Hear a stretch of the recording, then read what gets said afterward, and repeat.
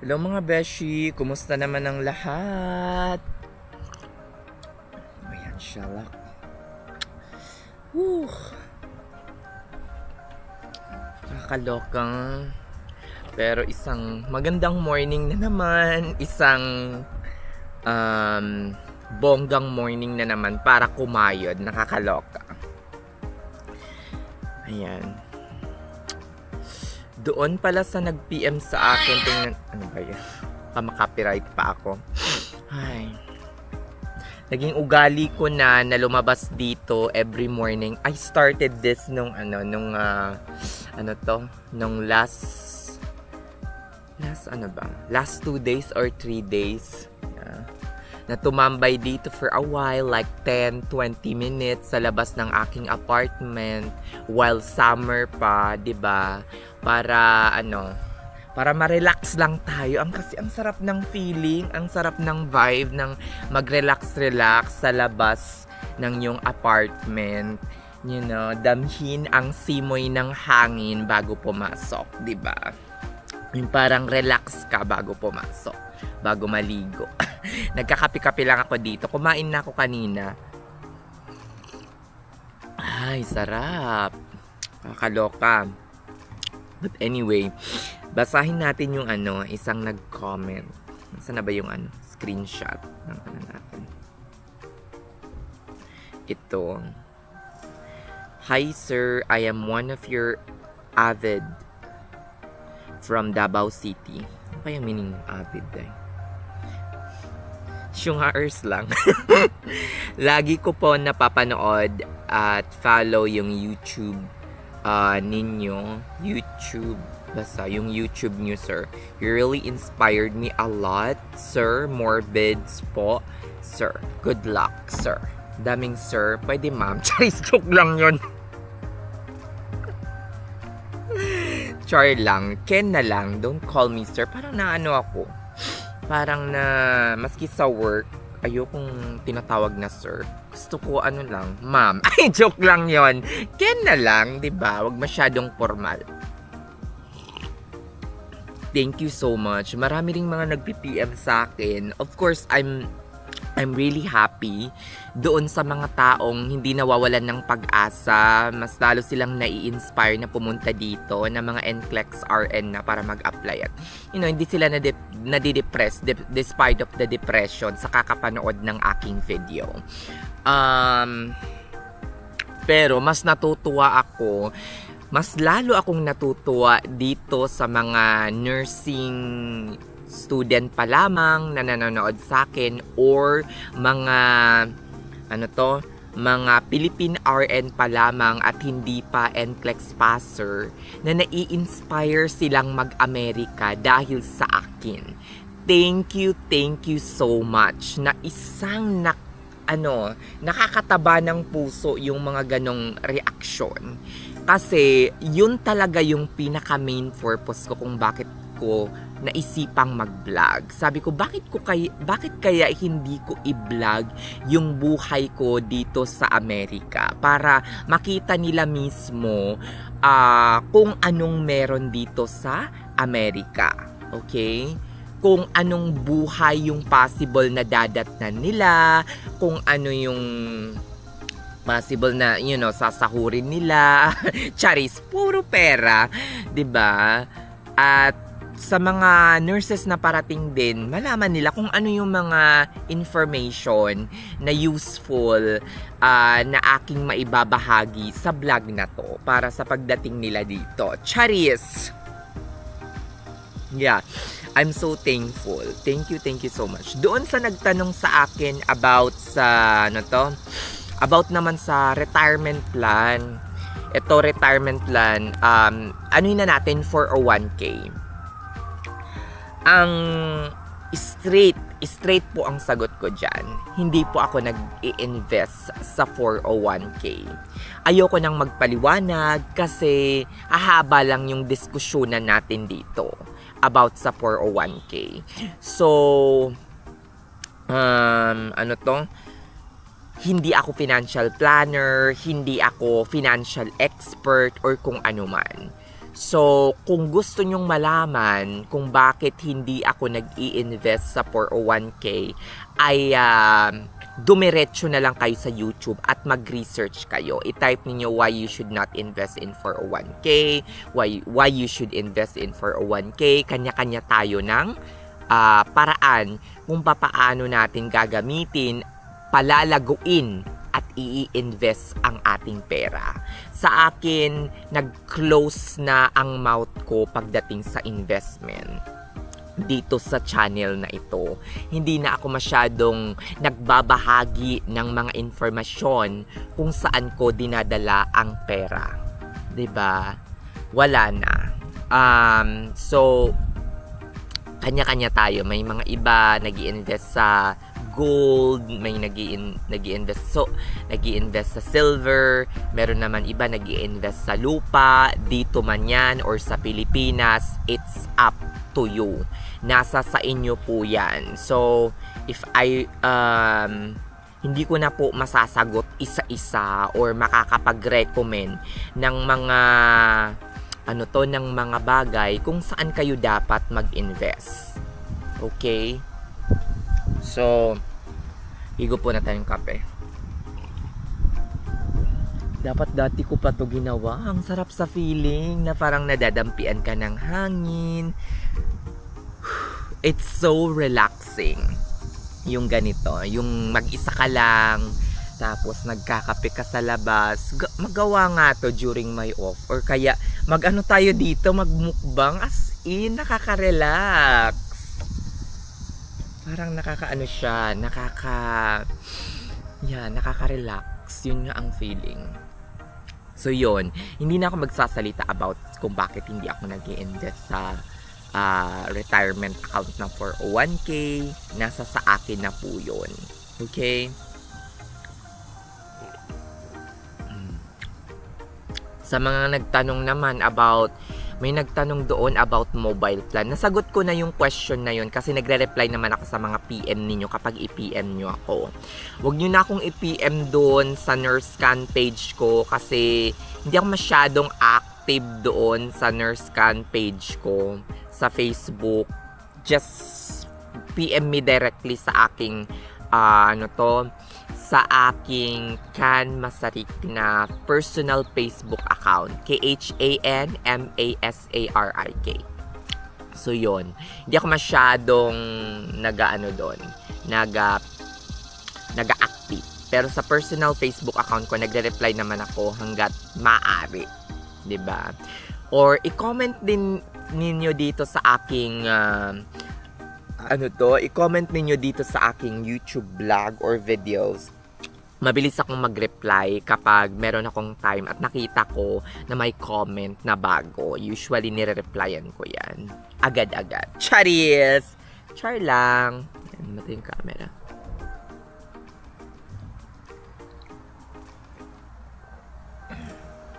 Doon naman sa sa tanong about IRS. Ayan. Doon sa mga bago pa lang, itago nyo talaga yung mga ninyo dahil kasi at the end of the year, di ba, nagpa-file tayo ng income tax. Yes, kailangan ng CPA. Dito, yearly ang filing ng ating taxes. Okay? Yearly ang filing ng tax. Okay? Calendar year siya from January papuntang December. So, 12 months ang covered ng each tax year. Itago ninyo yung mga stethoscope receipt ninyo. Alam ko sa mga bago bumibili dito ng stethoscope. Bakit dapat dito kayo bumili ng set? Para may refund, para may tax refund. Huwag nang masyadong excited para bumili ng maaga sa Pinas kasi baka hindi yan ma-tax refund dito. Charis, itago nyo ng maayos yung resibo ng inyong mga uniform. Itago ninyo ng maayos yung resibo ng mga lahat. So that at the end of the year, mapapa-tax refund nyo yung mga yan. O diba? Bonggacious! Kasi dapat ma-tax refund nyo. Ano pa nga ba yung mga they call it deductibles on your tax. So, 'di ba, bongga. Lalo na pag single kayo, 'di ba? At walang anak dito na makiklaim. So, gawin niyo lahat ng paraan para makakuha ng tax refund. 'Di ba? Charis, joke lang 'yon. Baka naman pati food, pa tax refund ninyo pa. Kailangan niyo naman 'yun kahit hindi kayo nagtatrabaho. Kailangan niyong mabuhay. Charis. 'Yon. Pagdating naman sa about sa tax, wag masyadong matatakot sa pag-OT.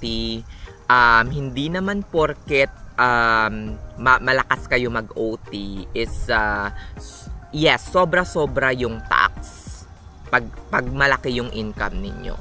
Pero ang way ng pagta-tax dito is called progressive taxing or progressive tax income, parang progressive siya. So for example, kunyari kumita kayo ng 100,000, okay? Tapos yung 100,000 na yon ay nasa income, sabihin na nating ano to, may chart yun eh. Hindi naman lahat, nasa na yun? Tax bracket, ano ko lang tax bracket 2024. Ayan. Ito. Taxes due. Ito. Taxes for 2024. Nakalagay dito. 100,000 and above to 191,000 will be taxed at 24%. So, for example, i-screenshot ko to para may maano. So, for example, kung ang gross ninyo for the entire, ito single for the entire year is 100,000, hindi lahat ng ano to, kunyari 101,000, hindi lahat ng, tapos umakyat kayo ng 24%, hindi lahat ng 100,000 na yon or 101,000 will be taxed at 24%. No! Kaya nga ang America is progressive tax filing. It means that yung kinita nyo na 100,000, yung first 11,000 or less will be taxed at 10%. Yung 11,000 nyo naman to 47,000, okay, will be taxed at 12%. And yung 47,000 ninyo hanggang $100,000 ninyo will be taxed at 22%. So, hindi totoo na kapag umakyat yung income ninyo, ay aakyat kayo sa tax bracket sa lahat ng income ninyo. O, diba? Yung parang mas mababawasan pa yung income ninyo. No, of course not. Pero, yung mga succeeding income ninyo, kunyari, yung annual gross salary ninyo ay $80,000. Okay? $80,000. Tapos, ayokong mag-OT ng mag-OT kasi mas lalo akong matatax. Kasi nga mas lalong matatax yung mga income ko na 80,000 na yon kasi aakyat ako sa mas malaking tax bracket. Yes, yung mga succeeding income nyo, malaki yung tax. Pero yung income ninyo na 80,000 na yon will be taxed at a normal rate kung saan siya magpo-fall na tax bracket. Hindi lahat ng, in short, ganito na lang, para hindi na maguluhan ang lahat. Kunyari, kumita kayo ng 100,000, hindi lahat ng $100,000 na yon, since umakyat kayo ng 100,000, ay matatax at 22% or 24%. Only portion of that will be taxed at 20%. So, kunyari, for example, here, lang yung matatax? Siguro mga 30,000, 20,000 will be taxed at 22 or 24%. Not all of your income will be taxed at that rate. Wag na nating i-ano, mas maraming YouTuber na mga American tax expert. Ako lang, konti lang yung alam ko sa mga tax na yan. Sinishare ko lang. Pero kung gusto niyo talagang magkaroon ng in-depth details on how the progressive tax system works here in America, go to YouTube. You can find. Retirement, ganun din. Sinasabi ko lang sa inyo, hindi ako nag-invest sa ganun. And never that I will invest in 401k in the future because bago pa lang ako pumunta dito ay nakapag-decide na ako na hindi ako mag-i-invest sa 401k period. 'Di ba? Wala.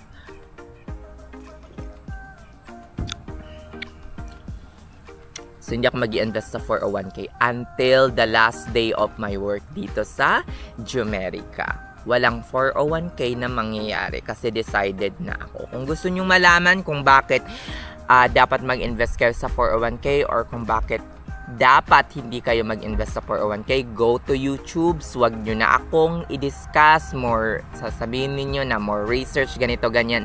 Nag-research na ako bago pa lang pumunta dito. And the answer is still a big no. Diba? Bongacious. Hi. Marami akong duty pala this week. So kung mahalata ninyo, nagbablog ako ng before mag-duty or during duty hours during my break. Kasi nga wala akong masyadong pahinga this week. Next week, hindi ako mag-OT. So, ganun yung naging strategy ko, mga beshi, instead na mag-OT ng papatak-patak. Alam nyo kung bakit ayaw kong mag-OT ng papatak-patak. Kasi dito, ang overtime ay natatag lang or binabayaran lang as overtime if you go 40 hours and beyond sa week na yon.